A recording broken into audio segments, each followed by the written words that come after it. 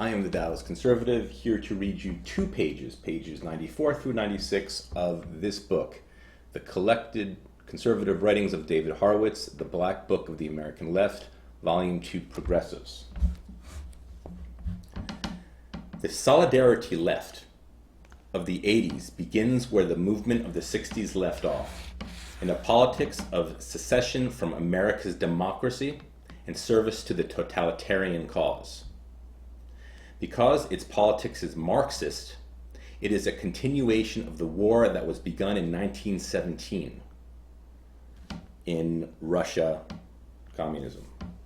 Because its politics is war by other means, it has no room for candor in its rhetoric or integrity in its agendas. In framing its argument, the left pays lip service to humane goals and liberal values in order to manipulate the democratic public. But liberality and humanity are not the practical commitments of the American left. Its practical commitments are to American defeats and to communist victories, as in Vietnam.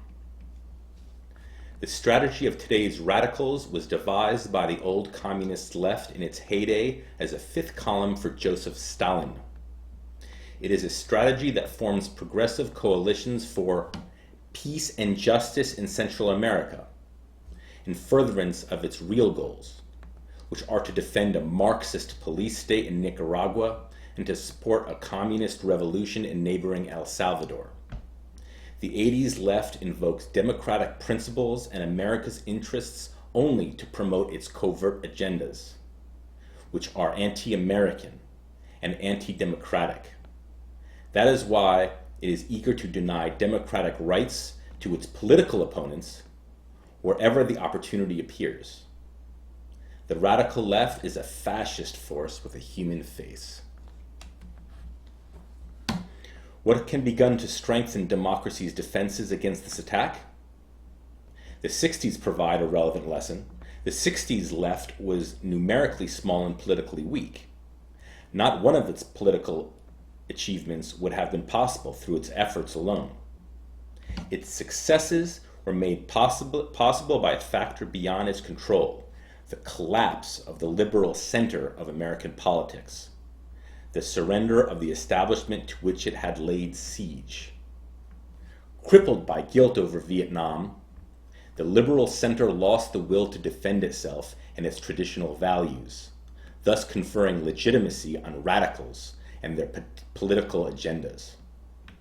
Instead of maintaining radicals' isolation, the liberal establishment gave them access to the very institutions, the media, the universities, and the Democratic Party that the radicals had so diligently attempted to destroy. Pause. This was written, I think, in the 80s.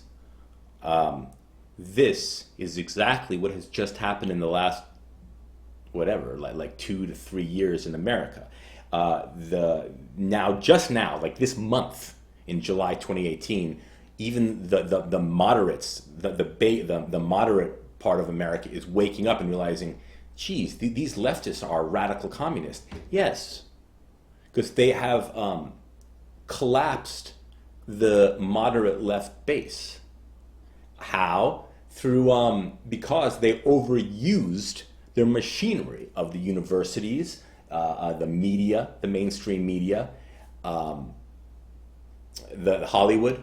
They've overused it, and their communist true face, hiding behind their face of peace, bread and peace and humanity, diversity, all these lies, these weaponized lies, has shown its truly ogre, horrific, monstrous face, which it was all along, which is the consequence of leftist thought. It's the consequence of leftist thought. What are the consequences of right-wing thought? It's just liberty. No, it's not Nazism. Nazism is left-wing, but a whole other flavor of leftist collective thought.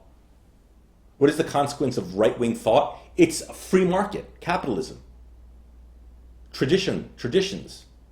Love thy neighbor as thyself. Free market.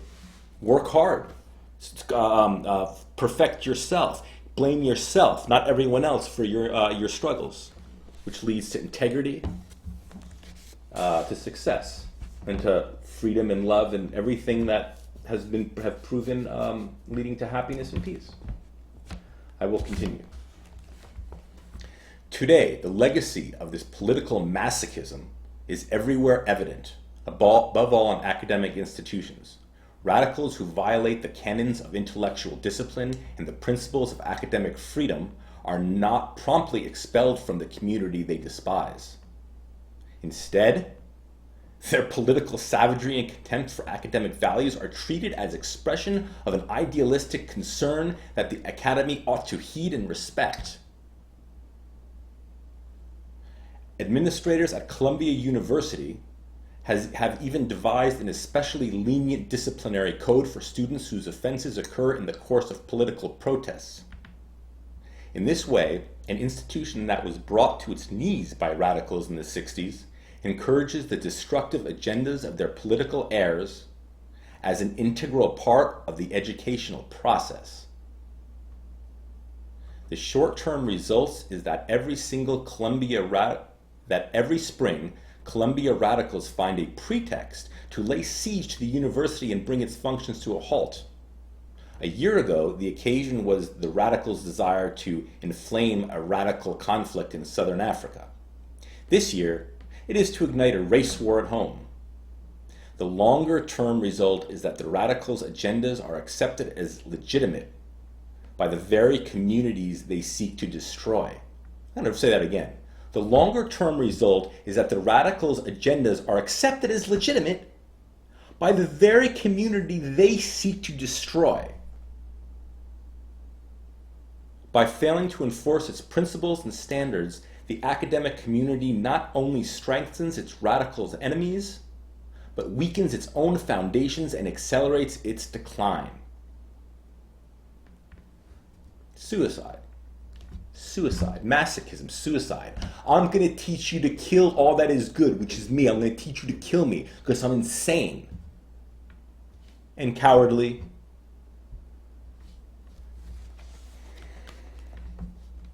In the last 2 decades in America, there has indeed been a precipitous decline in academic standards and scholarship. In classrooms across the country, ideological indoctrination has supplanted intellectual inquiry as academic discipline. I'm going to repeat that. In classrooms across the country, ideological indoctrination has supplanted intellectual inquiry as academic discipline. Marxism, a theory long consigned with flat earthism to the intellectual mausoleum, has been raised from the dead to a place of respect in the university curriculum. Radical and gender discrimination against Asians and white males has been institutionalized in enlightened academic policy. Professional associations once devoted to the promotion of scholarship have been turned into political lobbies for totalitarian causes and terrorist elites. The problem that faces the university is the problem that faces our democracy. A community that refuses to recognize its enemies is a community that is unable to defend itself and has lost its will to survive. I'm going to repeat that. A community that refuses to recognize its enemies is a community that is unable to defend itself and has lost its will to survive. The continuing failure of the liberal center to withdraw the cloak of legitimacy from the illiberal shoulders of the hate America left is a reflection of the continuing failure of liberal nerve that began with Vietnam. Its root cause is a loss of faith in the liberal values of American society and in the role that American power must play for liberal hopes in the world at large. It is only when liberal America is once again able to believe in itself that it will be able to recognize its radical enemies and join with American conservatives, the contemporary defenders of traditional liberal values, who have begun to wage the battles that must be won if America's democracy is to survive. I'll read those last few sentences again. It is only when liberal America is once again able to believe in itself that it will be able to recognize its radical enemies. That's where they are, the left. You are the enemy. and to recognize its radical enemies and join with American conservatives,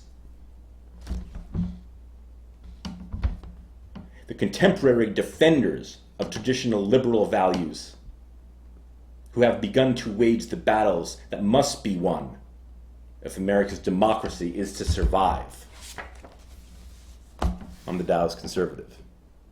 My concern is doing away with whiteness. Whiteness is a form of racial oppression, sure. The suggestion is that it is somehow possible to separate whiteness from oppression, and it is not. There can be no white race without the phenomenon of white supremacy. If you abolish slavery, you abolish slaveholders. In the same way, if you abolish racial oppression, you do away with whiteness. Treason to whiteness is loyalty to humanity.